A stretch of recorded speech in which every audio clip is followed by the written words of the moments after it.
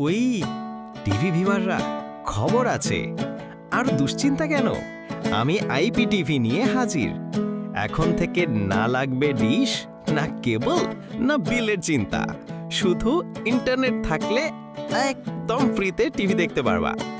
Live খেলা, Hindi cinema, Bangla নাটক, news, যা খুশি এক ক্লিকে, বিনা পয়সায়।